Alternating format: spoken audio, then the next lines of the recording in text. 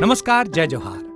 क्या आप भी गवर्नमेंट एग्जाम्स की तैयारी करना चाहते हैं? क्या आप भी मेमोरी टेक्निक्स और ट्रिक्स के जरिए बहुत ही कम समय में स्मार्ट स्टडी करना चाहते हैं? क्या आप चाहते हैं कि सीजी व्यापम टॉपर आपको पढ़ाए?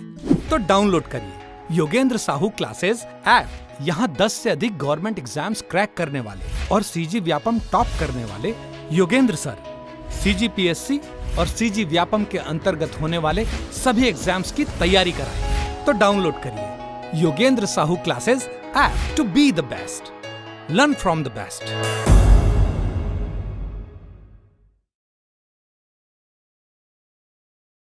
कोई भी सपना साकार करने के लिए सबसे जरूरी है सही कोच का होना। चुनिए Yogendra Sahu classes first rank को और करें अपने सीजी व्यापम CGPSC का सपना साकार। Download the app now.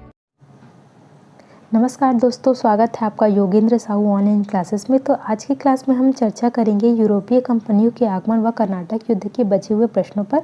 तो इससे पहले हम अंग्रेजों पर विस्तार से चर्चा कर लेते हैं। ठीक, PD EDF हमने याद किया था। तो ई से क्या था? ई से था अंग्रेज। ठीक, तो 1599 में BEC की स्थापना हुई थी, ब्रिटिश ईस्ट इंडिया कंपनी। ठीक है, सन 1600 में इंग्लैंड की रानी एलिजाबेथ प्रथम ने ईस्ट इंडिया कंपनी को अधिकार प्रदान किया था।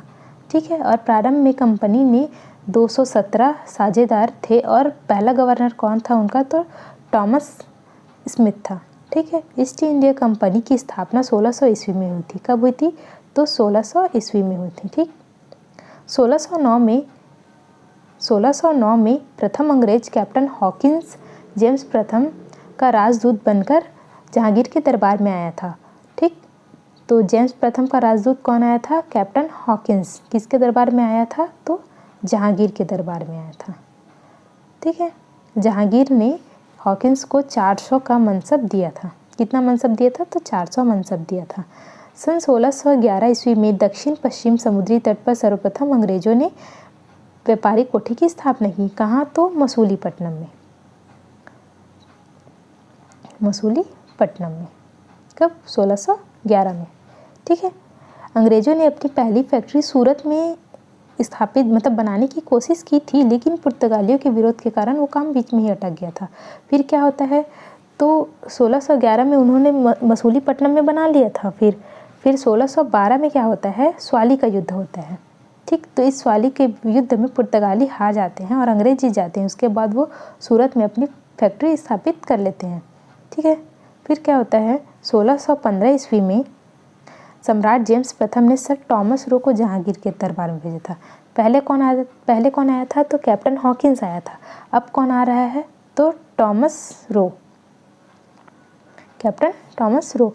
ये किसके दरबार में आता है? तो ये भी जहांगीर के दरबार में ही आता है और ये अंग्रेजों के लिए व्यापारिक छूट प्राप्त करने में सफल हो जाता है। ठीक है, 1639 ईस्वी में जो अंग्रेज फ्रांसिस डे है वो मद्रास को पट्टे पर लेता है और वहाँ एक कोठी का निर्माण करता है। उस कोठी का नाम क्या है? Saint George, Fort Saint George जिसको बोलते हैं, फोर्ट सेंट जॉर्ज। फोर्ट यानी किला, सेंट जॉर्ज उसका नाम था। ठीक है, जो क्या होता है, जो बाद में अंग्रेजों का मुख्यालय बन जाता है। ठीक, 1651 में शाह सुजा ने अंग्रेजों को बंगाल में व्यापार का विशेषाधिकार भी दिया था। 1661 में क्या होता है? तो 1661 में जो पुर्तगाली राजकुमारी रहती है कैथरीन और जो ब्रिटेन के राजकुमार रहते हैं चार्ल्स द्वितीय का विवाह होता है और पुर्तगालियों ने ब्रिटेन को दहेज में क्या देते हैं? बम्बई इलाका हमारा था, दहेज में वो लोग दे देते हैं। ठीक है, पुर्तगालियों ने दहेज में किसको दिया? ब्रिटेन को। क्या दिया? बम्बई। ठीक है, फिर 1668 में चार्ल्स द्वितीय क्या करते हैं? बम्बई को 10 पाउंड के वार्षिक किराए पर ब्रिटिश ईस्ट इंडिया कंपनी को सौंप देते हैं। ठीक, 1687 में जो अंग्रेज का पश्चिमी तट का मुख्यालय था वो सूरत से हटकर फिर क्या बन जाता है? बम्बई बन जाता है। ठीक है, जिस प्रकार मद्रास में ये लोग फोर्ट सेंट जॉर्ज बनाए थे ना, उसी प्रकार कलकत्ता में क्या बनाते हैं? Fort William. क्या बनाते हैं? Fort William. ठीक है, और कलकत्ता की स्थापना किसने की थी? तो जॉब चारनॉक ने। ठीक, मद्रास का बोलेंगे तो फ्रांसिस डे होगा, कलकत्ता का बोलेंगे तो जॉब चारनॉक होगा। ठीक, तो इस बात को याद रखेंगे। तो आगे के प्रश्न हम देखते हैं। आज का प्रश्न है, भारत में पुर्तगाली शक्ति का वास्तविक संस्थापक कौन था? तो वास्तविक संस्थापक कौन था? तो अल्बुकर्क था। ठीक है। पुर्तगालियों का आगमन 1505 ईस्वी में फ्रांसिस्को द अल्मीड़ा भारत आया था, जिसकी ब्लू वाटर पॉलिसी या शांत जल की नीति भी जिसे कहते हैं। ठीक। फिर इसके पश्चात द्वितीय पुर्तगाली गवर्नर अल्बुकर्क 1509 ईस्वी में भारत आया था। ठीक है। और इसने भारत में आते ही राजनीतिक में हस्तक्षेप करते हुए 1510 ईस्वी में बीजापुर के शासक यूसुफ आदिल शाह से गोवा व दमन द्वीप को छीनकर अपने अधिकार में ले लेता है। ठीक है। इस कारण से इसे पुर्तगाली शक्ति का वास्तविक संस्थापक माना जाता है। अल्बुकर्क ने भारत में पुर्तगालियों की संख्या में वृद्धि करने तथा उसके स्थायी बस्तियां बसाने के उद्देश्य से निम्न वर्गीय पुर्तगाली पुरुषों का विवाह भारतीय महिलाओं से करने का प्रोत्साहित किया था। ठीक है। तो ये गोवा छीन लेते हैं 1510 में। इसको तो मैंने पहले क्लास में बताया था आपको। ठीक। बंगाल की निम्नलिखित फैक्ट्रियों में से एक जो पुर्तगालियों द्वारा स्थापित की गई थी वह कौन सी थी? तो वह थी हुगली। ठीक। ऑप्शन सी इसका राइट आंसर हो जाएगा।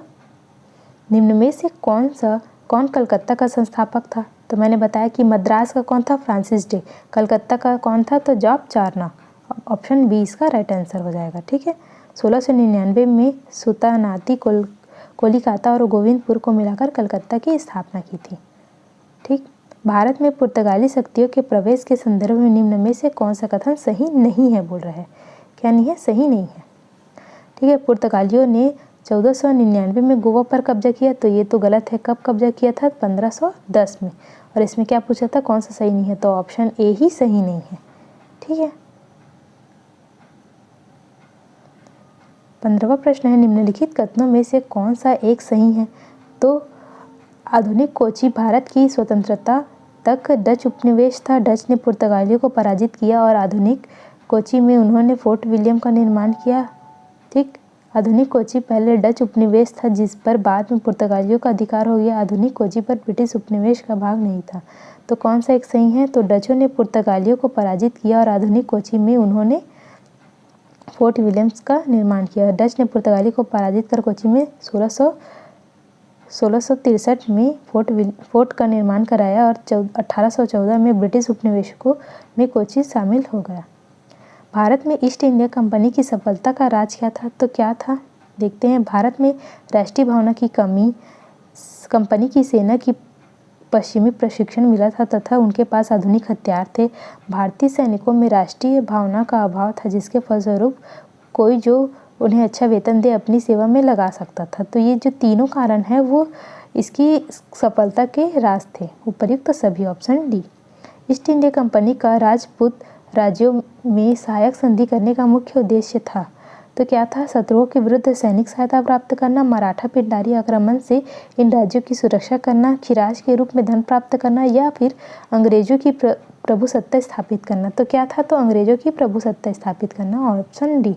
वेलेजली ने भारतीय राज्यों को अंग्रेज राजनीतिक परिधि में लाने के लिए सहायक संधि का प्रयोग किया था। ठीक है। इंग्लैंड के जेम्स प्रथम ने राजदूत टॉमस रोक किस वर्ष भारत आया था? तो हम लोगों ने पढ़ा था कि 1615 में आया था। ठीक। किसके दरबार में आया था? तो जहांगीर के दरबार में आया था। निम्नलिखित अंग्रेजों में से किसे जहांगीर ने खान की उपाधि से सम्मानित किया था? तो किसे? तो हॉकिंस को। कैप्टन हॉकिंस जब स्टार्टिंग में आता है तो उसको ही इंग्लिश खान की उपाधि से सम्मानित किया था। ठीक है। अंग्रेजों ने अपनी प्रथम फैक्ट्री कहाँ पर स्थापित की थी? तो कहाँ पर स्थापित की थी? तो सूरत में। प्रथम कोठी या फैक्ट्री सूरत में स्थापित हुई थी। अगर दक्षिण में पूछे तो मसूलीपट्टनम में। पूर्व में प्रथम फैक्ट्री की स्थापना उड़ीसा में हुई थी। मतलब पश्चिम में बोलेंगे तो सूरत, पूर्व में बोलेंगे तो उड़ीसा और दक्षिण पूर्व में बोलेंगे तो मसूलीपट्टनम आएगा। ठीक है। अगर ऐसा मैप बनाते हैं तो पश्चिम में क्या है? सूरत, पूर्व में उड़ीसा और फिर दक्षिण पूर्व में यहाँ पर आंध्र प्रदेश में मसूलीपट्टनम नाम की जगह है। ठीक। जिसको मछलीपट्टनम भी कहा जाता है। तो वहाँ पर क्या बना था? उन्होंने अपना फैक्ट्री बनाया था। ठीक है। निम्नलिखित में से प्रथम कर्नाटक युद्ध का कौन सा तत्कालीन कारण था? तो कौन सा था? अंग्रेजों द्वारा फ्रांसीसी जहाज़ों का अधिग्रहण। ऑप्शन डी इसका राइट आंसर हो जाएगा।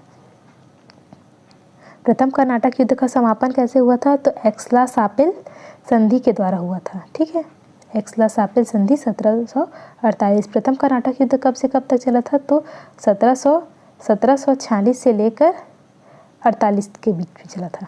ठीक, निम्नलिखित में से कौन सा प्रथम यूरोपियन व्यक्ति था जिसने भू क्षेत्र अर्जित करने के उद्देश्य से भारतीय राजाओं के झगड़ों में भाग लेने की नीति आरंभ की थी? तो किसने आरंभ की थी? तो ड्यूप्ले ने की थी। ड्यूप्ले कौन था? तो ये ड्यूप्ले जो था वो फ्रांसीसी गवर्नर था।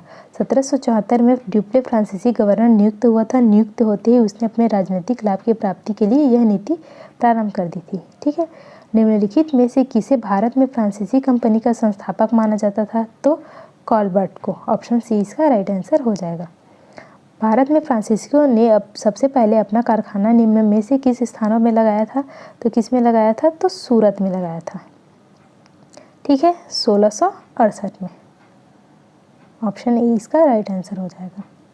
बंगाल में निम्न में से कौन सा कारखाना डचों ने स्थापित किया था? तो किसने स्थापित किया था? तो चिंसूरा में। ठीक है, डचों की कोठियाँ क्रमशः 1605 में मछलीपट्टनम में, 1610 में पुलिकट में, 1616 में सूरत में और 1653 में चिंसूरा पश्चिम बंगाल में स्थापित किया था। ठीक है, ऑप्शन बी इसका राइट आंसर हो जाए। कर्नाटक युद्ध किन किन के मध्य लड़ा गया था? तो कर्नाटक युद्ध अंग्रेजों और फ्रांसीसी के मध्य लड़ा गया था।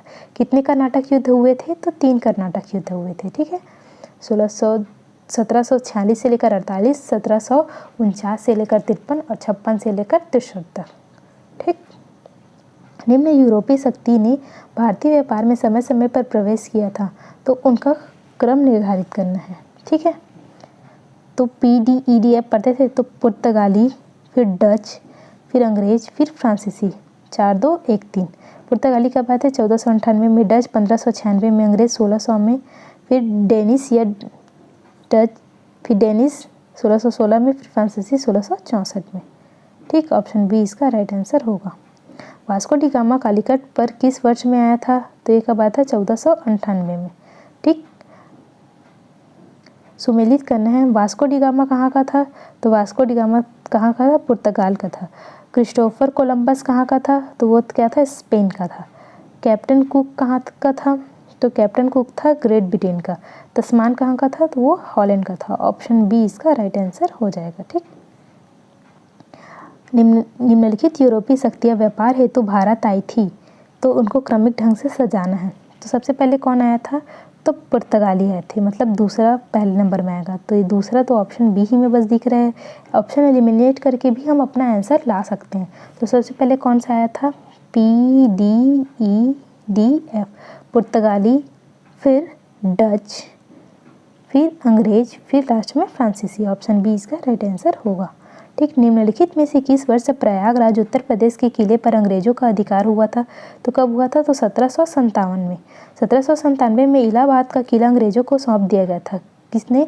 तो अवध के नवाब शहादत अली ने। ठीक, एक्सला-सापेल 1748 की संधि के संदर्भ में निम्नलिखित कथनों में से कौन सा सही है? तो प्रथम कर्नाटक युद्ध की समाप्ति हुई, अंग्रेजों को मद्रास पुनः प्राप्त हुआ। तो सही उत्तर चुनना है। तो 1 और 2 दोनों, मतलब प्रथम कर्नाटक युद्ध की समाप्ति तो हुई ही, इसके साथ ही अंग्रेजों को मद्रास पुनः सौंप दिया गया था। ठीक है, तो ये रहा आज का प्रश्न। अगर आपको किसी भी प्रकार का डाउट हो तो आप कमेंट बॉक्स में पूछ सकते हैं। मिलते हैं नेक्स्ट वीडियो में। धन्यवाद।